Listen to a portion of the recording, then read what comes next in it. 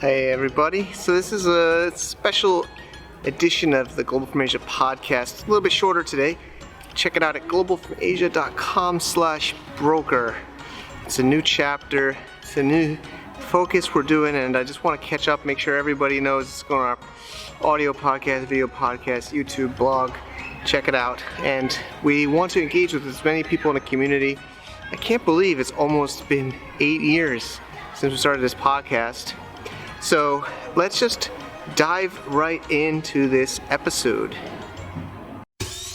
Welcome to the Global from Asia podcast, where the daunting process of running an international business is broken down into straight up actionable advice. And now, your host, Michael Michelini.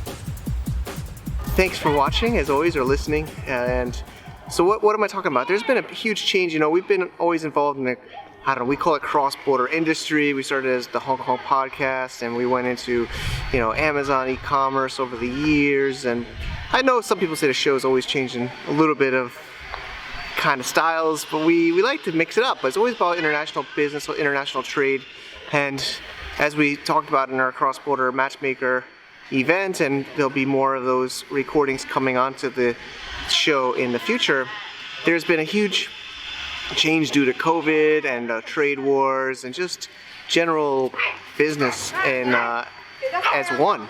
So within the Amazon and e-commerce space, there's been a huge change. We went through e-commerce Gladiator. I don't know if some of you checked out that series we had on this show, and a lot. That was a roller coaster ride, and we also got into the acquisition space after that book, and then COVID hit. And I've been here in Shenyang, China, as many of you know. It's not a bad day today, it's spring day today. And, we've all been adapting and changing, and I think there's gonna be even more changes in the e-commerce space. So what do you think that means? What is your thinking of that? So what we mean by all this changes due to COVID and the acceleration of e-commerce, tons of investment money has been going into the Amazon FBA acquisitions and e-commerce acquisitions.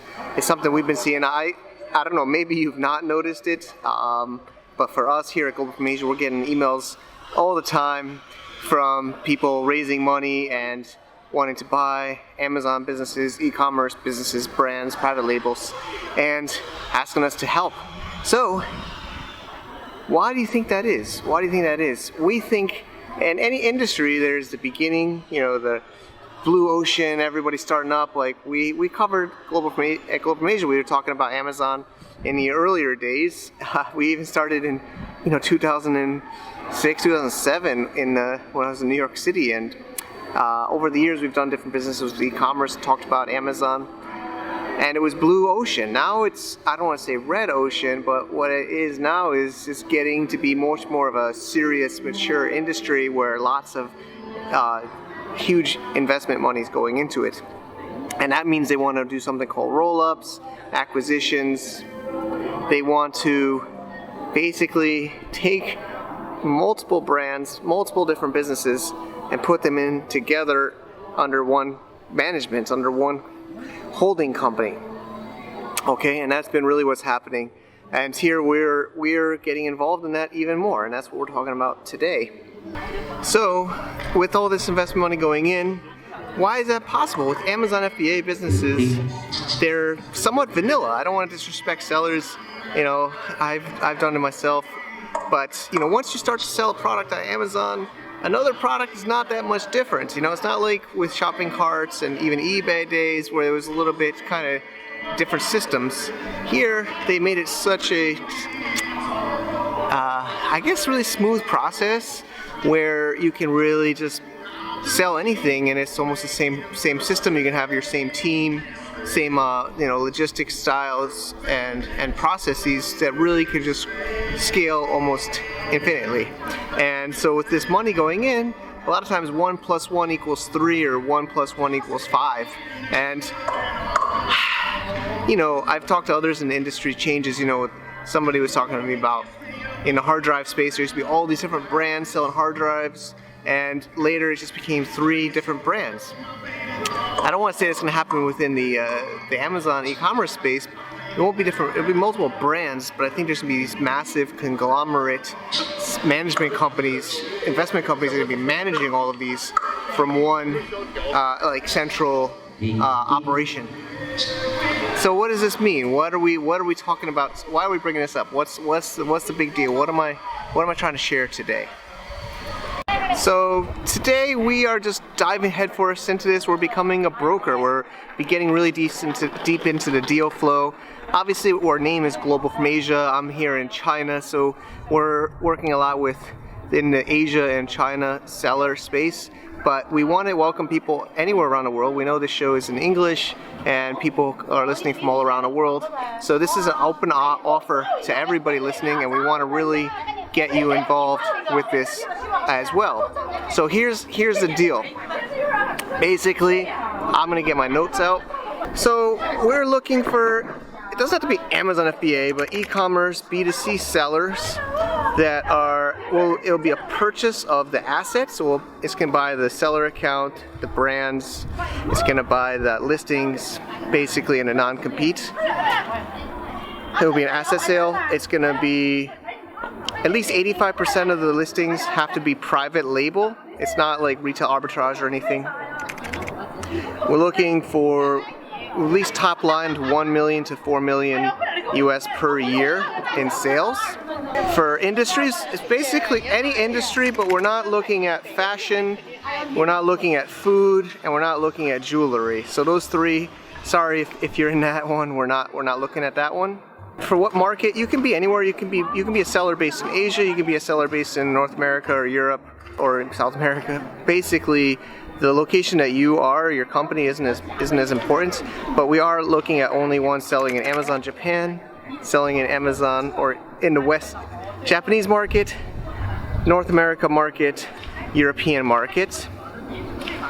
And that's mostly the criteria. You can check it out at globalfromasia.com/broker.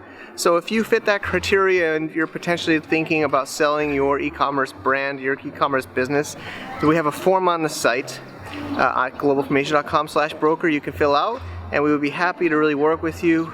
It would be a great way if you enjoy the show, you want to maybe change your business, start a new one. Definitely maybe be something to think about. But if you're not fitting that criteria and you want to get involved, we still want to work with you. We have contracts. We can make you a referral agent if you think you can find these kind of sellers. We would love to work with you in the community. We could have our agents in our team, our community managers, talk to you, and we have contracts, and we can also make a pretty fair offer to you if you can bring in these kind of criteria to us that we would then purchase through our network. So that's basically our main offer. So why should people sell their business? Why now? If anybody's doing it, shipping costs are getting more expensive. Amazon's really starting to make it harder and harder to send your products in, and there's more and more of this investment money going in. So I don't want to be the messenger of bad news, but we just feel like the big are going to get bigger in this industry, and the small might get a little bit harder, because the processes and the systems are the same. But if you have, more investment money, more capital, bigger teams, you're going to be able to weather this storm. So I would think at least you should consider selling. I know some people say, oh, you sell out, blah, blah, blah. We've sold our businesses in the past. I don't think there's anything wrong with that. And it's something to consider. So that's really what we're focusing on today. That's the purpose of today's show and announcement, globalfromasia.com/broker.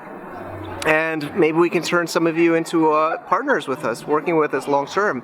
That would be amazing. Or we can make you some multiple millionaires. We've actually talked to a lot of people in our community over the years that have gone to our cross-border summit, gone to our other events, and they've met brokers and acquisition companies there, and they've sold and they've thanked us. But this was even, we appreciate that, but this will actually really support the show, support the community, support me if you work through us. So we would love to consider you to either sell with us or be one of our agents, referrals, even just making introductions. Maybe you don't even care about any kind of referral fees. This is the time to get involved with us, talk to Jan on a team or others on our team, and we want to make this work. All right, I think that's really it. Thanks again. I'm gonna enjoy my walking around today. It's a nice day. I got a photo there. Yeah, but I'll be going around in China too, talking to a lot of different China sellers. Especially we're interested in people based in China. But like I said, you can be based anywhere if you're selling in the Japan market, North America market, or Europe market, private label, and the criteria above. And we also typed it out, of course, at globalfromasia.com/broker. Thanks again for checking me out on this show all the way through. And it would be great if we can make this a profitable business opportunity for you and for us for the long term. Support what we're doing, support the content, support the community, and support making some deals. See you guys later. To get more info about running an international business, please visit our website at www.globalfromasia.com. That's www.globalfromasia.com. Also, be sure to subscribe to our iTunes feed. Thanks for tuning in.